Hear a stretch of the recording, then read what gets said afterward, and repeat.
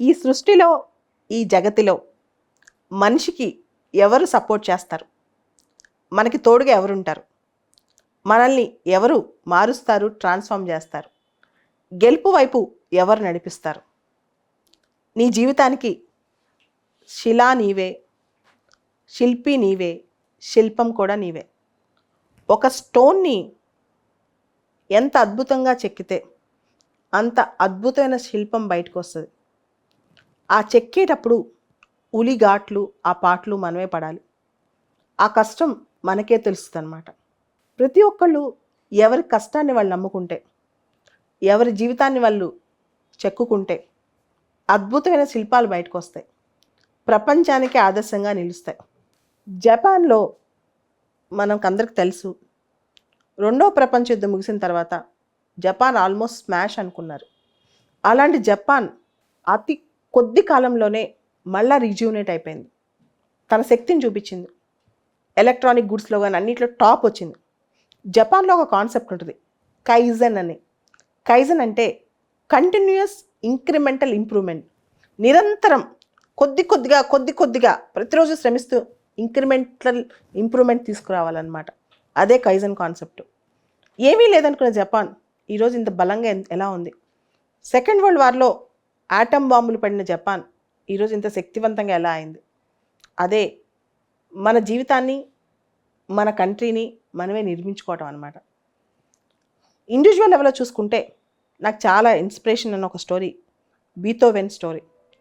అతను అస్సలు డెఫ్ అన్నమాట, వినిపించకపోయినా మనం రోజు పెద్ద పెద్ద హోటల్స్లో, పెద్ద పెద్ద కాన్సర్ట్స్లో, స్టార్ హోటల్స్లో వింటున్న మ్యూజిక్, పియానో మ్యూజిక్ కంపోజ్ చేసిన 10th సింఫనీ, ఆ ఆర్కెస్ట్రేషన్ చేసిన వ్యక్తి అతను.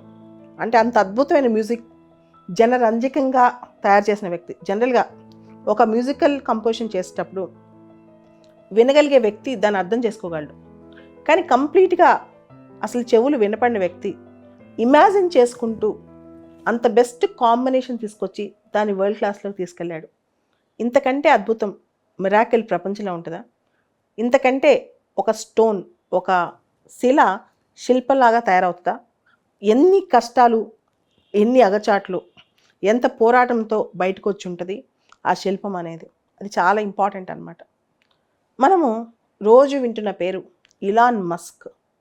ఇలాన్ మస్క్ చూడంగానే మనకి పెద్ద బిజినెస్ మ్యాగ్నెట్, చాలా పెద్ద క్రియేటర్, ఇట్లాంటి పేర్లన్నీ గుర్తొస్తాయి. కానీ ఇలాన్ మస్క్ ఒక క్యాటిల్ ఫీల్డ్లో, ఒక అగ్రికల్చర్ ఫామ్లో పనిచేశాడని నమ్ముతారు ఎవరన్నా? అటువంటి వ్యక్తి టెస్లాని సృష్టించాడు, స్పేస్ ఎక్స్ని సృష్టించాడు. అటువంటి వ్యక్తి చిన్నప్పుడు చీకటి అంటే భయపడేవాడంట, చీకటిని చూస్తే భయపడేవాడంట. సో చీకటిని చూసే భయపడే వ్యక్తి ఇప్పుడు ప్రపంచంలో మోస్ట్ పవర్ఫుల్ పర్సన్ అయ్యాడు. అది ఎలా సాధ్యమైంది? ఇట్లా శిలలాంటి బ్రతుకులు శిల్పంగా తయారయ్యి ప్రపంచాన్ని నడిపిస్తున్న బ్రతుకులు ఎన్నో ఉన్నాయి. మీరు వినే ఉంటారు, వాల్ట్ డిస్నీ చాలా పెద్ద కార్టూనిస్ట్ ఆయన. ఇప్పుడు డిస్నీ వరల్డ్ మొత్తం ఆయన పేరు మీద నడుస్తుంది. ఆయన ఒక న్యూస్ పేపర్లో కార్టూనిస్ట్గా జాయిన్ అవుతే చాలామంది ఆయన రిజెక్ట్ చేశారంట, నీకు కార్టూన్స్ రావని. మిక్కీ మౌజ్ సృష్టించింది ఆయనే. ఈ కార్టూన్స్కి ఆయనే ఆద్యుడు అని చెప్పొచ్చు. అద్భుతమైన కార్టూన్స్ అన్నిటికీ కూడా, ఈ పిల్లలు, ముఖ్యంగా పిల్లలకు జనరంజకం చేసే కార్టూన్స్ అన్నిటికీ కూడా. సో ఇట్లా మార్చుకుంటే మార్చలేని కథలంటూ ఏమీ లేవు ఈ జగతిలో, ఈ సృష్టిలో. నువ్వు అనుకుంటే కనుక ప్రతి శిలని శిల్పంగా మార్చుకోవచ్చు. మన జీవితం ఒక స్టోన్ లాగా స్టార్ట్ అవుతే నెమ్మదిగా మనం ఇంప్రూవ్మెంట్ చేసుకుంటూ వెళ్తే ఒకనాటికి వరల్డ్ క్లాస్గా తయారవుతాం. ప్రపంచంలోనే మనం అనుకునే రంగంలో నెంబర్ 1గా తయారవుతాం. మీరు వినే ఉంటారు స్టీవ్ జాబ్స్ ఎప్పుడు కల అనమాట, తనే బ్రేక్ చేసుకోవడం. మీరు యాపిల్ సిరీస్ చూడండి, యాపిల్ ఎవరితోనూ కంపీట్ అవ్వదు, తనే కంపీట్ అవుతుంది. తనే improved version. Be an advanced version of yourself every day, every time. నీకు నువ్వే ఒక అడ్వాన్స్డ్ వర్షన్గా మారిపో, ఒక అడ్వాన్స్డ్ వర్షన్గా తయారవు. నీ శిల్పాన్ని నువ్వే పర్ఫెక్ట్గా చెక్కుకుంటూ వచ్చే. నువ్వు ఒకనాటికి ఎవరైతే కాదనుకున్నారో, ఎవరైతే నేను పోగొట్టుకున్నారో, ఎవరైతే నీ వల్ల ఏది చేత కదని నవ్వారో వాళ్ళందరికీ ఒక ఎత్తైన శిఖరంలా, అద్భుతమైన శిల్పంలా ప్రపంచానికి ఒక ఆదర్శంగా కనిపిస్తావు.